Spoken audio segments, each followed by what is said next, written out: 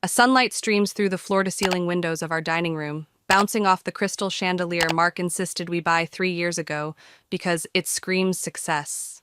Today, it's screaming something else, irony maybe, as I watch him flit around like a man possessed. My name is Catherine Johnson, 38, and I should have known something was wrong when Mark, my husband of 12 years, demanded we host the family reunion this year. He's never cared for these things. Work late, he'd say, or book a last-minute business trip to Chicago that magically aligned with every holiday. But here he is, arranging catering with a grin I haven't seen since our dating days, picking navy tablecloths like they're a corporate merger. My stomach churns, a quiet warning I can't shake. The doorbell chimes and family trickles in, cousins with casseroles, uncles with bear hugs. Emily, my sister, arrives early, her dark hair pulled back, eyes sharp, as she sets a tray of brownies on the counter.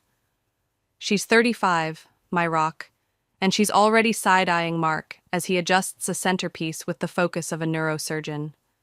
"Something's off with him," she whispers, helping me line up wine glasses on the oak table. "He's never this involved." I nod, my throat tight. "I know." The room fills with chatter, kids chasing each other, Aunt Linda's laugh cutting through, but my gaze keeps drifting to Mark. He's too cheerful, too present. It's like watching a stranger wear my husband's skin. Then Lauren walks in. My cousin, 33, slinks through the door in a red dress that's too tight, too bold for a Sunday lunch. Her smile's a watt too bright as she air kisses my cheeks. "Catherine, darling, the house looks amazing, as always," she gushes, but her eyes are already darting, scanning the room. I catch it, the flicker on Mark's face when he sees her. A micro-expression, gone in a blink, but I've spent a decade memorizing every twitch of that jaw, every crinkle by his eyes. His lips part, just a fraction, and my chest tightens. The pieces don't fit yet, but they're falling into place. The spread's elaborate: roast chicken, garlic mashed potatoes, a salad Mark insisted on ordering from that overpriced place downtown. Family settles in, plates clinking, when my father, Robert, stands, all 62 years of him radiating that gruff patriarch vibe. "Family's about values," he starts, voice booming over the hum. "Loyalty, trust." Mark clinks his glass, cutting him off. The room goes still, 20 pairs of eyes, swinging to him. He stands, that smug smile I've grown to loathe these past months plastered on his face. "I have an announcement," he says, voice carrying like he's addressing a boardroom, not our dining room. My hands go cold around my wine glass. I know what's coming. Have known for months, maybe longer if I'm honest. The late nights, the phone angled just out of sight, the way he'd hum under his breath like a man with a secret. "I believe in honesty," he says, pausing for effect. "And it's time to be honest with everyone here." He reaches across the table, his hand finding Lauren's. She beams, red lipstick gleaming like a warning sign. "Lauren and I are in love. We've been together for a year, and we're going public. Catherine and I are getting divorced." The silence is deafening, a vacuum sucking the air out. Forks hover mid-bite. My mother, Diane, half rises, her napkin clutched like a lifeline. Emily's jaw tightens beside me. Every eye shifts from Mark to me, waiting for the breakdown, the screaming, the tears, the scene he's clearly scripted in his head. He's practically glowing, triumphant, like he's won some game I didn't know we were playing. Lauren squeezes his hand, marking her territory already. I take a slow sip of wine, the glass cool against my lips, and set it down with a deliberate clink. "Is that all?" I ask, voice steady as steel. His smile falters, just a hair, but I catch it. This isn't the reaction he rehearsed. "Catherine," he starts, tone dripping condescension. "I know this must be shocking." "Not really," I cut in, standing smooth as silk. "Though I am curious about one thing, Lauren. Did he promise you a share in the business? Because that might get tricky now. Her manicured hand tightens around his, her face paling under the blush. What do you mean? She asks, voice thin.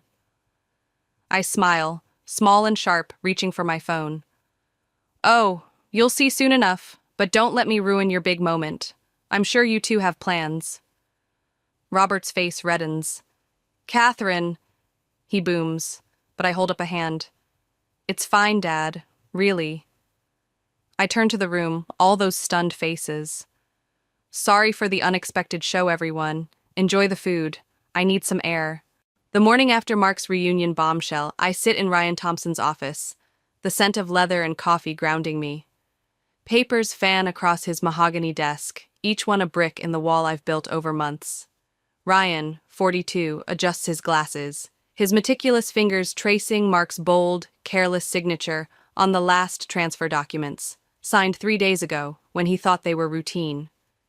Jessica Lee, 36, perches on the armchair beside me, her laptop glowing as she scrolls through texts from family still buzzing about yesterday. 37 messages asking if you're okay, she announces, shaking her head. And one nasty one from Lauren calling you a cold bitch. I smirk, eyes locked on Ryan. No need to reply, let them talk. He pulls out a thick file, spreading it open like a map to my victory. Everything's in order, Catherine, he says, pointing to the signatures. These give you controlling interest in all 3 subsidiaries. Mark was so busy plotting his big reveal, he didn't even read what he was signing. I lean forward, the memory crashing in. 6 months ago, Mark's laptop left open on our kitchen counter. A message from Lauren popping up. Can't wait until she's out of the picture. Everything will be ours. I'd stood there, coffee cooling in my hand, the moment I decided enough was enough. Jessica's voice snaps me back. You okay? Fine, I say, spine straightening. Just remembering the day I stopped playing nice. My phone buzzes. Emily calling. I put her on speaker, her voice urgent. Kat, you need to hear this. Mark's at the bank right now, losing it because his codes don't work. I check my watch, right on schedule. Did he call IT? Oh yeah, she laughs. And they told him only the majority shareholder can give instructions. You. Jessica claps, grinning. This is better than a revenge flick. It gets better, Emily adds. Lauren's with him, freaking out about promises he made for their future. Ryan holds up another paper, his calm cutting through the glee. Speaking of futures, let's talk his prenup. The irony's beautiful. It protects your personal assets completely. He can't touch what you've built, including the businesses you've quietly taken. The office door cracks open, Ryan's assistant peeking in. Mr. Reynolds on line 1! Sounds pissed. Ryan glances at me, questioning. I nod. He hits speaker and Mark's voice fills the room tight with rage. Ryan, what the hell's going on? I need those accounts back now. Ryan stays cool. Can't help you, Mark. I represent the majority shareholders' interests. What are you talking about? I own those companies. I lean in, voice level as a blade. Actually, you don't. Not anymore. Silence crackles, then his sputter. Catherine? You're there? What have you done? Nothing you wouldn't have, I reply. Just protecting my interests. You taught me that. Always be one step ahead in business. Lauren's shrill panic cuts through the background. You said it was taken care of. You promised me. I picture her, red dress swapped for desperation, clutching at a sinking ship. I'll call you back, Mark snaps, and the line dies. Jessica slow claps. Magnificent? Ryan's less gleeful. It's not over, he'll fight. Let him, I say, standing purse in hand. Everything's legal, he signed every page himself. His ego made him sloppy, he never thought I'd outsmart him. The thrill of it hums in my veins. But there's work left. I've got a family to face. My mother's kitchen smells like garlic and home when I walk in that evening. The counter crowded with pasta dishes, her stress cooking in full swing. Diane, 60, turns, wooden spoon in hand, marinara dotting her apron. Catherine, taste this. More basil? Before I can answer, Robert's voice thunders from his study. Is that her? In here now. I squeeze Mom's hand and step into the lion's den. He's behind his massive desk, 62 years of tradition glaring at me.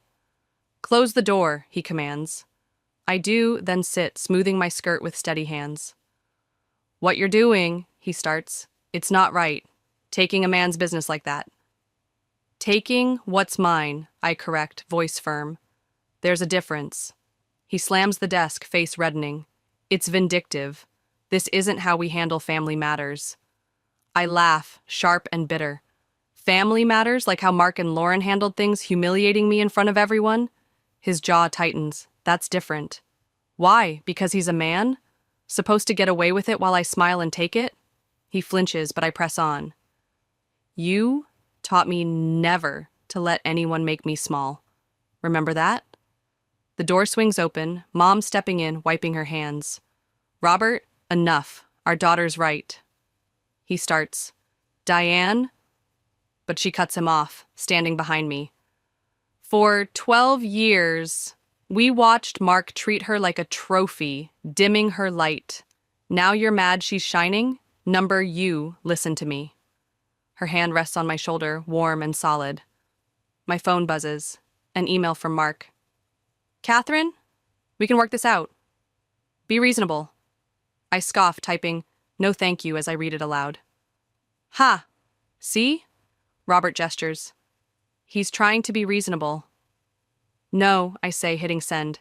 He's panicking because Lauren's figuring out he's not the golden ticket she thought. Mom squeezes my shoulder. How are you really, sweetheart? Okay, I say, surprised it's true. Meeting Ryan and his wife for dinner to plan next steps. Robert frowns. More schemes? Strategy, I correct, standing. And protection. Mark won't roll over.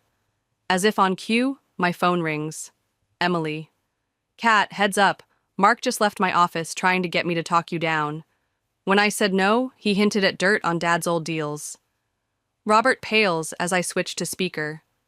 What did he say? Something about shady payments from the 90s. He's bluffing, right? Robert sinks into his chair, suddenly ancient.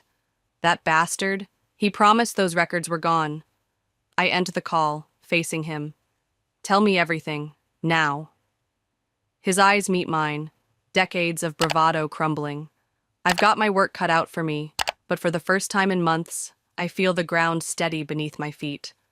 Mark's not just losing, he's waking a fight he can't win. The drive to Ryan's office feels electric, my hands trembling on the wheel as I clutch Robert's old files, yellowed papers that could bury him if Mark plays dirty. I called off dinner plans with Ryan and his wife last night after Emily's warning, texting him instead. Meet now. Mark's hitting below the belt. His reply was instant. On my way. Bring everything. Now, I push through his office door, the space dark except for a desk lamp casting shadows. Jessica's already there, fingers flying across her laptop, her voice cutting through the hum. You're not going to believe what I found about Lauren. I dropped the files on Ryan's desk, breathless. Later, this first. Ryan, all 42 years of precision, opens the top folder, scanning records of payments from the 90s. Shady deals Robert swore were buried. His expression hardens. This is serious, Catherine. If these leak, your father's ruined. I know, I say, pacing to steady myself. Jessica looks up, curious. How'd Mark even get this? The answer hits like a thunderbolt, those fishing trips. Every summer, Mark and Robert would stumble back from the lake, drunk on whiskey and nostalgia, laughing about the good old days. I grab my phone, dialing Emily. Those trips with Dad, were you there when they got back? Sometimes, she says. They'd ramble about old times. Oh God, Dad talked, didn't he? Bingo, I mutter, hanging up, as the door bursts open. Lauren stands there, mascara streaking her face, her red dress swapped for a wrinkled blouse. You! She spits, lunging forward. Jessica jumps up, blocking her, but I wave her off, voice icy. Please, enlighten me. How'd I ruin your perfect plan to steal my husband and my money? She falters, rage cracking. He was never supposed to be broke. This isn't what we planned. I step closer, eyes narrowing. We? Her face goes white and she stumbles back. But Jessica's faster, slamming the door shut. Sit down, I command. Tell me everything. She hesitates, trembling. I don't have to. Actually, Ryan cuts in, you do. Right now, you're an accomplice to corporate theft. Sit. She collapses into a chair, her designer facade crumbling. It wasn't my idea, she whispers. David started it. David Harris, her ex-husband, 45, a shadow from her past. I lean forward. Keep going. Her voice shakes. He knew about Mark's gambling debts, underground poker, high stakes. Mark owes a fortune. David said if I got Mark to leave you, transfer the assets before the divorce, we'd split it. Ryan's sharp. The gambling? Illegal games, she admits. He's in deep. My phone buzzes. Mark's text. Last chance. Noon tomorrow, the cafe from our first date, or Daddy's secrets go public. I show Ryan, who smiles thinly. Perfect, he's desperate. Jessica spins her laptop toward us, triumphant. Check this. Emails between David and Lauren, planning it all, even blackmailing Robert if it went south. Lauren sobs, head in hands. I'm sorry. David threatened to expose my own mess if I didn't help. Save it, I snap. Here's the deal. You tell me everything about those poker games. Names, dates, amounts. She balks. I can't. Those people are dangerous. More dangerous than me? I ask, quiet as a blade. Because right now, I'm the only thing between you and fraud charges. She stares, then reaches for her phone with shaking hands. I've got pictures. Followed him one night. Location, players, all there. Ryan examines them, nodding. This is gold. Illegal games like these? An anonymous tip could ruin Mark. No, I say, standing. First, we meet him tomorrow. Let him think he's winning. Then we bury him. Lauren's voice is small. What about me? I look at her. This cousin who tried to take everything, now a broken shell. You'll help us. Consider it your redemption arc. And David, he'll get what's coming. Ryan's already drafting. Immunity papers for her. Jessica preps the emails. Tomorrow at noon, coffee's getting interesting. The cafe hasn't changed in 12 years. Same brick walls, vintage posters, mismatched chairs. I pick a corner table, exits in view, the rich coffee aroma stirring memories of Mark's first shy smile across this very spot. Now, he walks in at noon sharp, his power suit crisp, gold cufflinks, Robert's last Christmas gift, flashing as he slides into the chair opposite me. You're looking well, he says, like we're old pals. Cut the crap, I reply. You threatened my father. He leans back, adjusting those damn cufflinks. Business is business, darling. You forced my hand. Like, you forced Lauren's?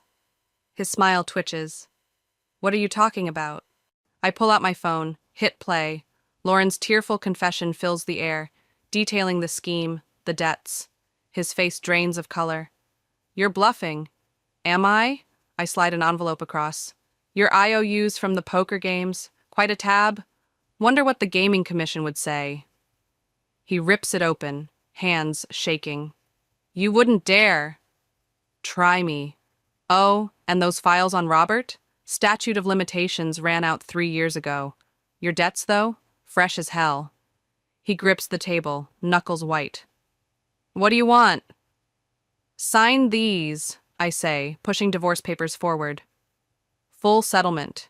You keep your personal assets. What's left? No alimony, no business claims. And if I don't? I check my watch. In 30 minutes, a tip about illegal poker hits the authorities. With proof, his face twists, rage boiling. You vindictive? Careful, I interrupt. Think hard about your next words. The door chimes, Lauren enters, then David, right on cue. Mark half rises. What is this? Sit, David orders, voice low. We need to talk about my money. Mark's eyes dart. You told her? She told me everything, I say. How you borrowed from David to cover your losses. Promised him the business once you ditched me for Lauren. One flaw, it was never yours to give. Lauren's voice cracks. You set me up, used me to get her money, made me betray my family. David steps closer. I want my cash, Mark, now. I don't have it, he stammers. Then sign, I say, nudging the papers. Jessica at the counter hits send. Those emails land with every board member. Your reputation's toast either way. His hand shakes as he grabs the pen, signing each page. Arrogance replaced by defeat. This isn't over, he mutters. It is, I reply, gathering the papers. David grabs his arm as I head out. Goodbye, Mark. The boardroom's polished floor clicks under my heels as I walk in, taking Mark's old chair. 12 pairs of eyes follow me. Henry Brooks, 65, clears his throat. Ms. Johnson, given the unusual... You mean how I legally took control while Mark tried to steal it via his mistress? I smile, cutting him off. The door slams open. Mark, wild-eyed, suit wrinkled. This meeting's invalid. I'm contesting. Security, I call, not looking up. Guards enter as I project his fraud, poker losses, company transfers. Lauren steps in, voice shaking. He planned it all. The gambling, the theft. Mark lunges, but guards drag him out, his threats echoing. Henry stands. I move to recognize Catherine as CEO, effective now. The vote's unanimous, my throne secure. 3 months after the boardroom coup, I stand on the courthouse steps, the air thick with reporters' shouts. Ms. Johnson, any comment on your ex-husband's plea deal? How's it feel to be the youngest female CEO in the game? Emily and Ryan flank me like sentinels as I push past, my heels clicking on marble as we enter. Inside, the halls hum with whispers, guiding us to courtroom 3.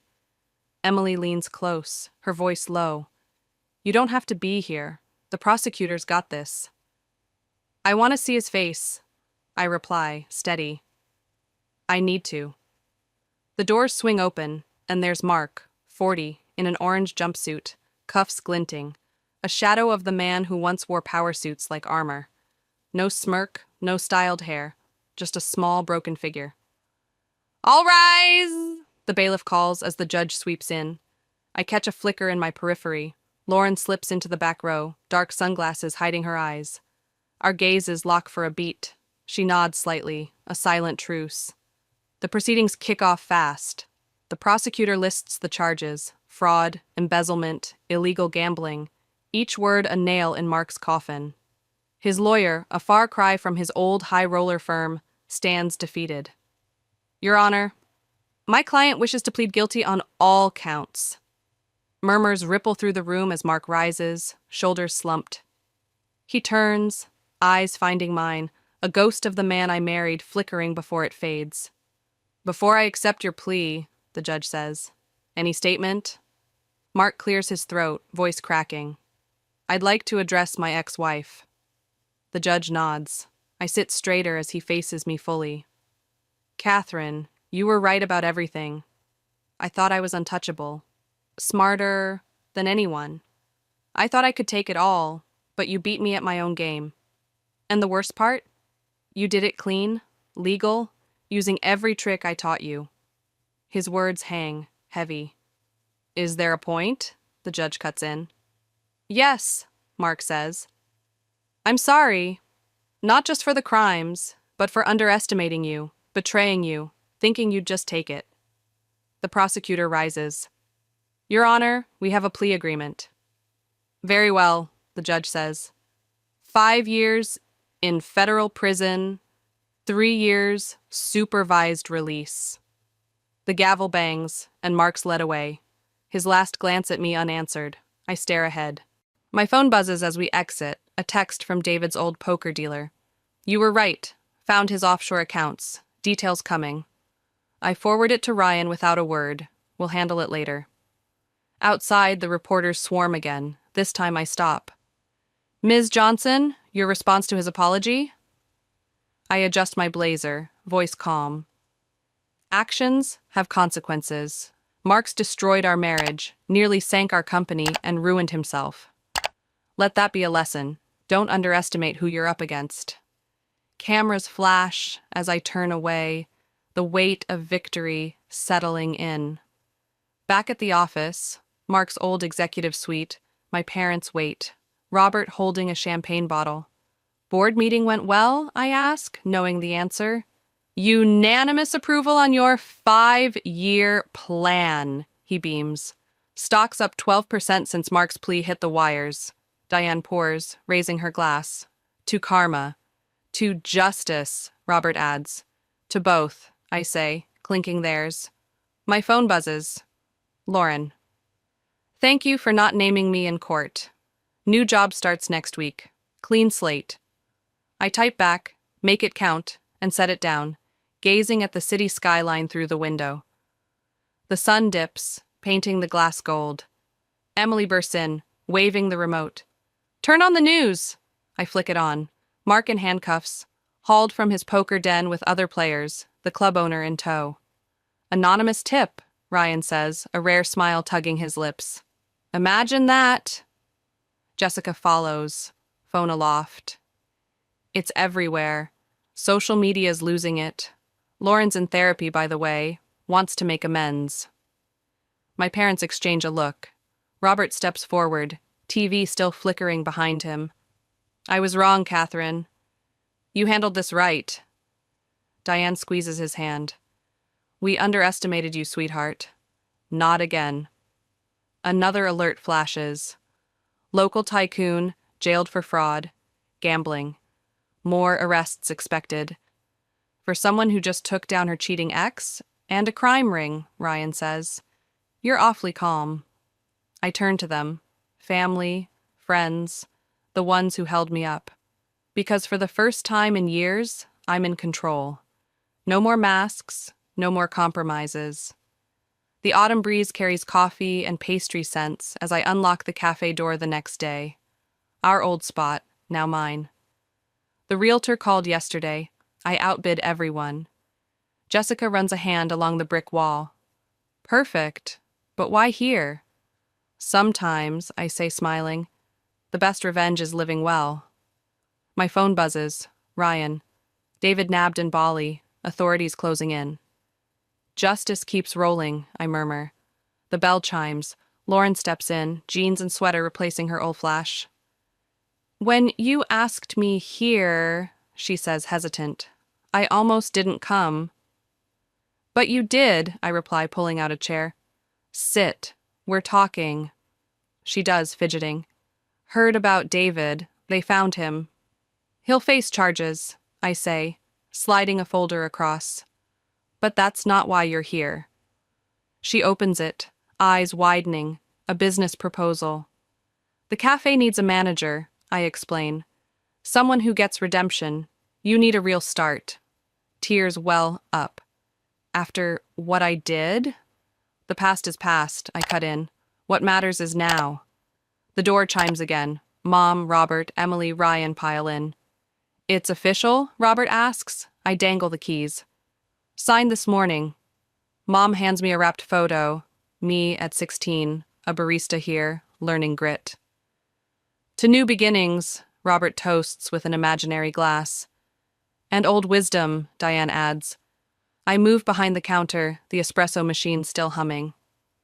Actually, let's make real drinks. As I pour lattes, foam hearts perfect, I catch my reflection in the chrome, stronger, whole. To karma, I say, raising my cup.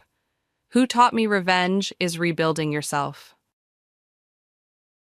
In the heart of Silicon Valley, where ambition glittered brighter than the crystal chandeliers above, I stood at the edge of the Anderson Technology Gala, a silent observer in a sea of power.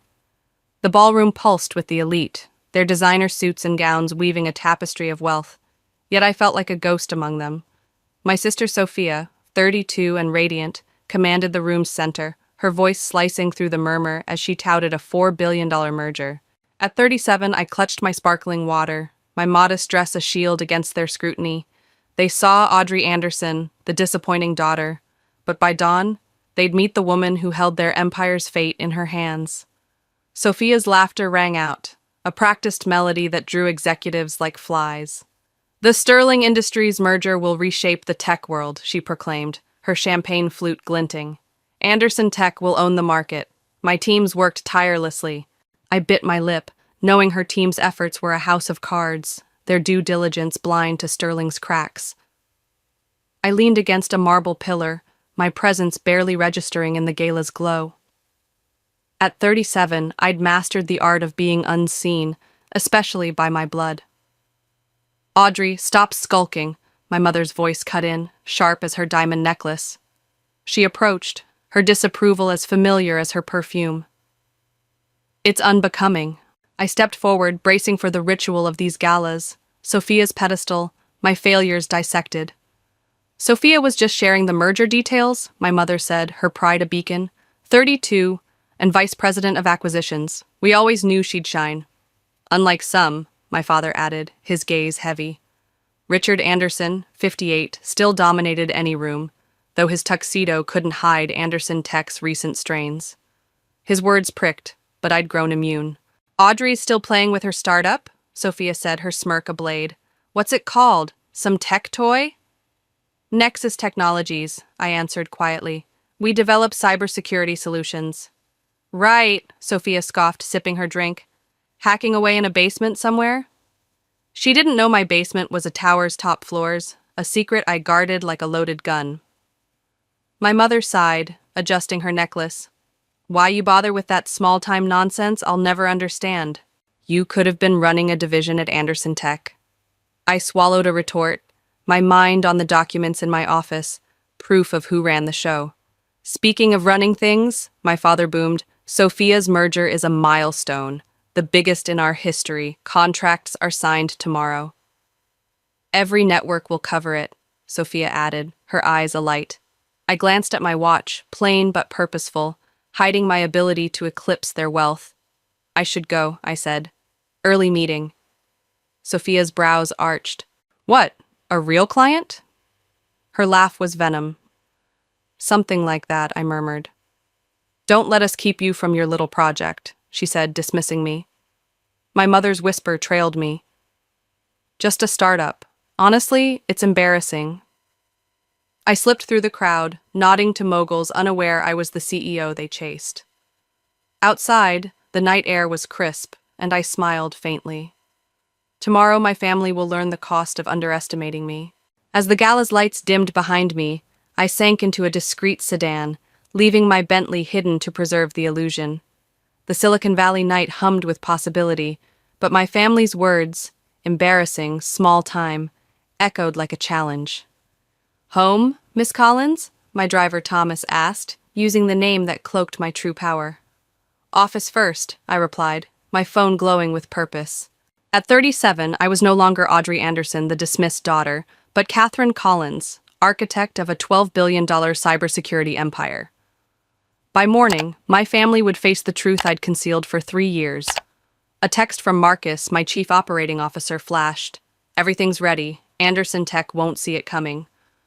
I leaned back, the city's neon veins pulsing past. For 3 years, I'd built Nexus Technologies in secrecy, using shell companies to mask my role as founder and CEO. While my family sneered at my basement project, I'd forged a global titan, its reach spanning 20 countries. Another buzz, my mother's group text.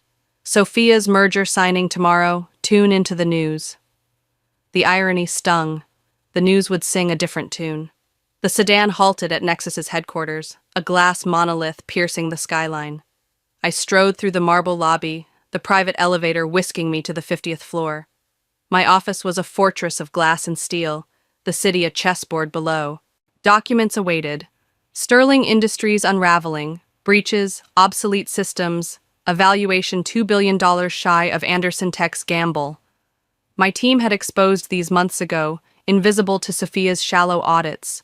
Her merger was a mirage, and I'd turned it into Nexus's victory. I scanned the files, each page a brick in my silent rebellion.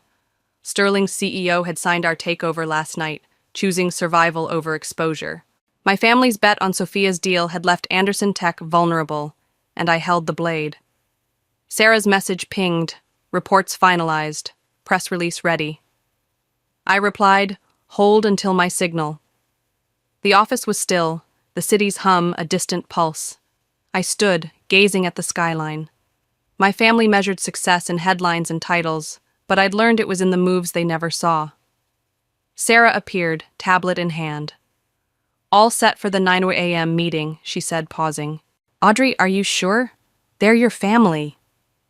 I turned, my voice steady. They stopped being family when they mocked my vision. This is what they earned. I thought of Sophia's smirk, my father's disdain, my mother's pearls. 3 years of their slights had sculpted this moment. I opened my laptop, the press release stark and precise, ready to crown Nexus and expose Anderson Tech's misstep. Marcus texted, Sophia's prepping her speech, boards locked in. I smiled, typing, let her shine. It'll make the fall sharper. Tomorrow, I'd walk into their world, not as their failure, but as the woman who'd rewritten their game. The skyline gleamed, a promise of the reckoning to come. 3 years ago, the air in Anderson Tech's boardroom was thick with the hum of outdated servers, a ticking bomb I couldn't ignore. At 34, I stood before my father, Richard, and his advisors, my pulse racing as I unveiled a report on the company's crumbling cybersecurity. The screens glowed with data, unpatched vulnerabilities, aging infrastructure, a breach waiting to strike. We must overhaul our systems, I said, my voice firm, or we're exposed. I thought reason would sway them, that my years of loyalty would earn their ear, but in their eyes, I was just the daughter who didn't measure up. Richard's chair creaked as he leaned forward, his expression dismissive. Audrey, you're blowing this out of proportion, he said, waving a hand. Sophia, newly promoted, smirked from her seat. Maybe you're just bitter about my role, she said, her tone dripping with mock sympathy. Stick to your charts. The advisors chuckled, and my resolve hardened. I'd risen from intern to analyst here, but to them, I was a nuisance, not a visionary. Millions are at stake, I countered, pointing to projected losses. A single breach could, Richard cut me off, his voice cold. Leave the real work to those who get it, Audrey. Find a smaller sandbox. The word seared, Sophia's grin, a silent echo. I gathered my notes, my future crystallizing. They didn't want my warnings. I'd build something they couldn't dismiss. That evening, I left Anderson Tech, the Silicon Valley skyline a canvas for my defiance. In my small apartment, I drafted Nexus Technologies' foundation, channeling their rejection into a blueprint for revolution. My savings and a few trusted allies would fuel it, hidden from their gaze. As I wrote, I vowed to craft an empire that would force them to see me, not as their failure, but as their reckoning. Back in the present, midnight's hush enveloped my Nexus office, the Silicon Valley skyline a glittering map of my ascent. At 37, I sat at my desk, the documents before me a testament to 3 years of silent warfare.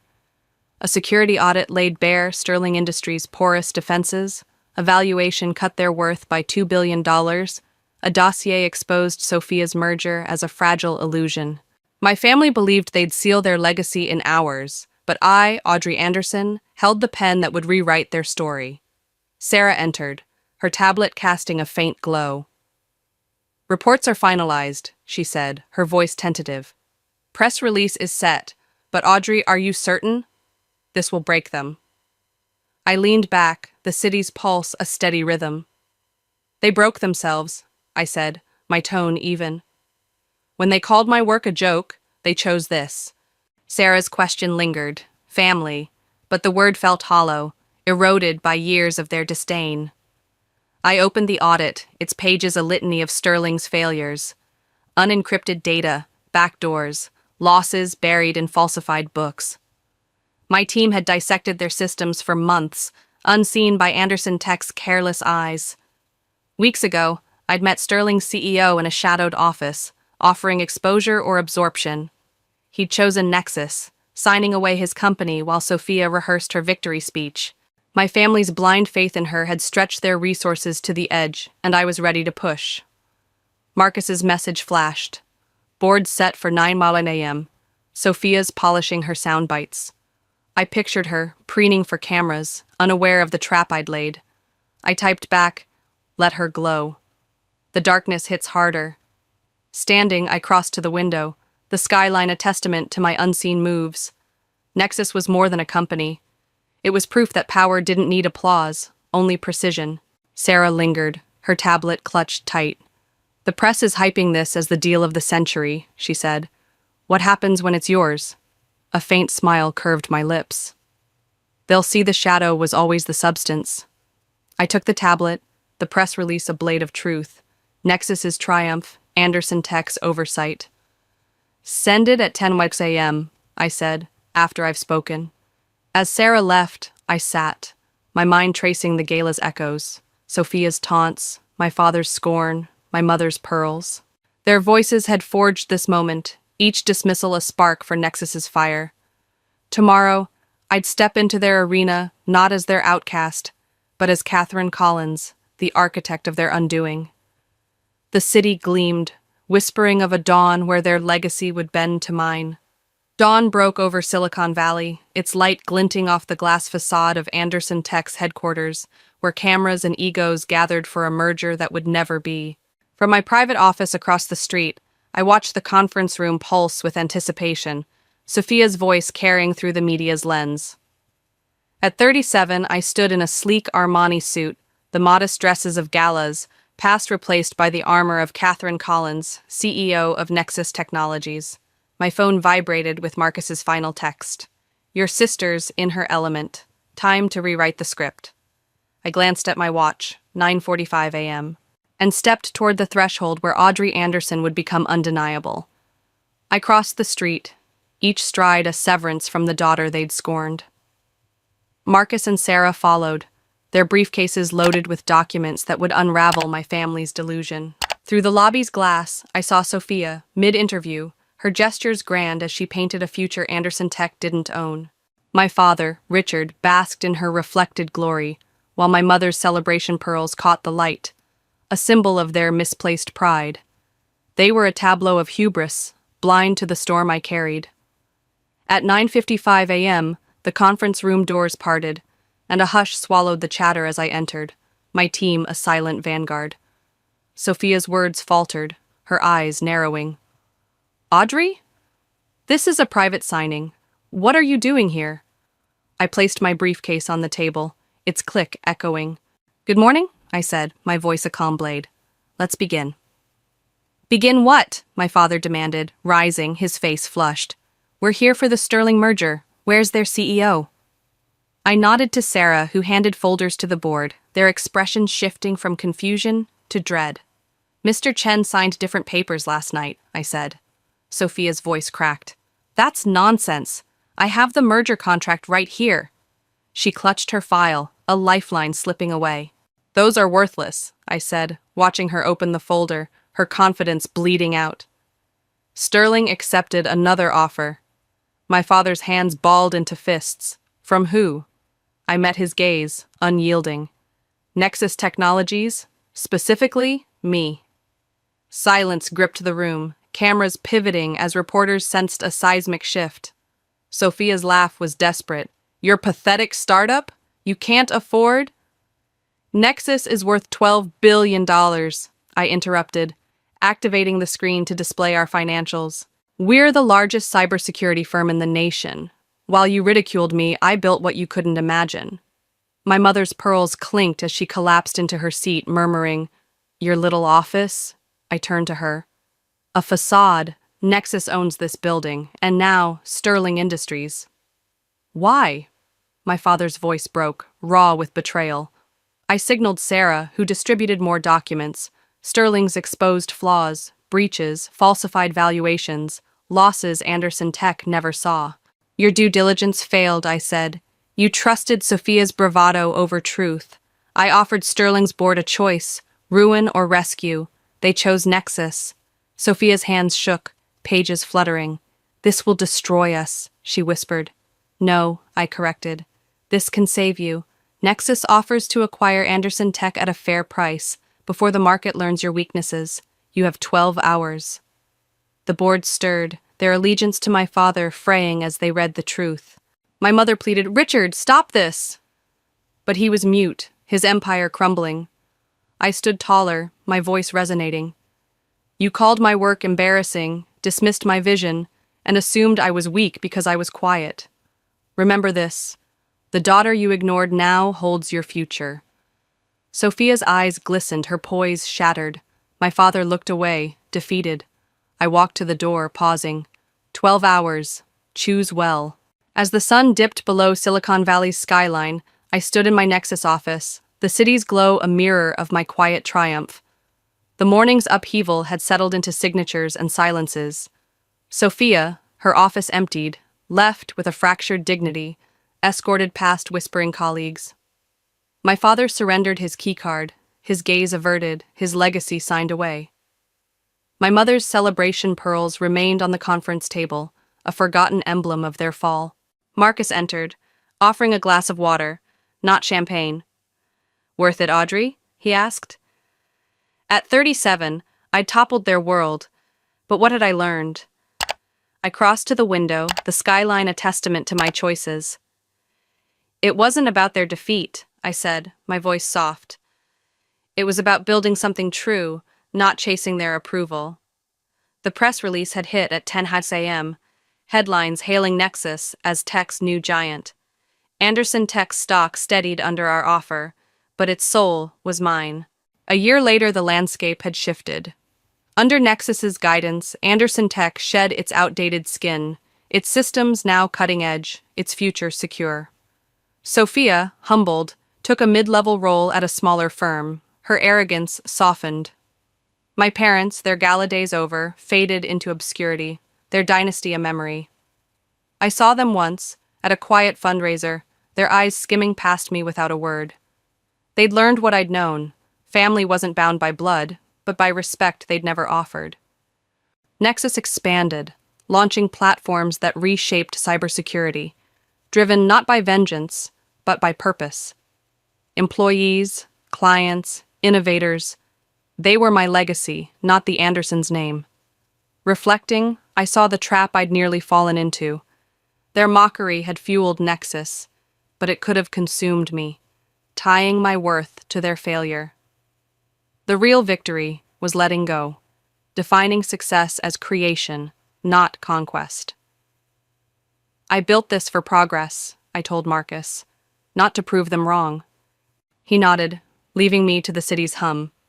When asked about my path, I said, "Don't rush to silence doubters. Build something so vast, their doubts drown in its shadow." My family's lesson freed me to lead, not for their eyes, but for a world that needed what I made. 2 years after I turned my family's empire to ash, I stood in my Nexus office, the Silicon Valley skyline, no longer a battlefield, but a canvas of quiet victories. At 39, I was no longer the Audrey Anderson who'd craved their validation, nor the Catherine Collins who'd hidden her power to outwit them. The takeover of Sterling Industries and Anderson Tech had been a thunderclap, its echoes reshaping the tech world and my own heart.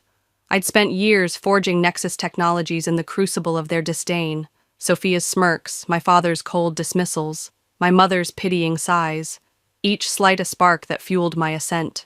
The gala's chandeliers, their celebration pearls, the conference room's stunned silence, they haunted me, not as trophies, but as mirrors reflecting a truth I'd almost missed.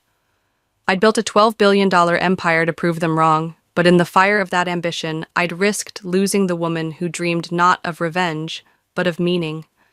The lesson carved itself into my core. True success isn't in dismantling others' illusions, but in crafting a legacy that stands apart from their gaze. Sophia's fall, her tear-streaked exit from Anderson Tech, had felt like justice once, yet now it stirred a pang. Not guilt, but clarity. My father's surrendered keycard, my mother's forgotten pearls, they were symbols of a victory that could have chained me to their judgment. I'd hidden my identity, played their game in shadows, and won. but at what cost? The thrill of their shock had been fleeting, a sugar high that faded against the weight of what I'd built. Thousands of employees trusting my vision, innovations shielding millions, a company that redefined cybersecurity. I'd nearly let their voices, embarrassing, small time, define my worth, letting their doubts dictate my path. Standing at my window, the city's pulse steady below, I saw the trap I'd dodged. Success wasn't the headlines that crowned Nexus, nor the boardroom where I'd humbled them. It was the freedom to create without their echo, to lead for those who believed in my work, not those who scorned it. I'd once thought silencing them was the goal, but their silence meant nothing if I didn't hear my voice. Nexus thrived because I dared to build beyond their measure, but it endured because I learned to let their shadows go. Sophia, now quieter in her new role, and my parents, faded from Silicon Valley's spotlight, were no longer my anchors. I met them once, at a distant event, their eyes sliding past me like strangers. They taught me resilience, but I'd taught myself purpose. When young innovators asked how I rose, I didn't recount the takeover's drama. I told them to build for the world, not the doubters, to let their work speak louder than any critic's whisper. That lesson, born in the ashes of my family's hubris, was my truest triumph. To lead as Audrey, unburdened by their ghosts, for a future I shaped alone.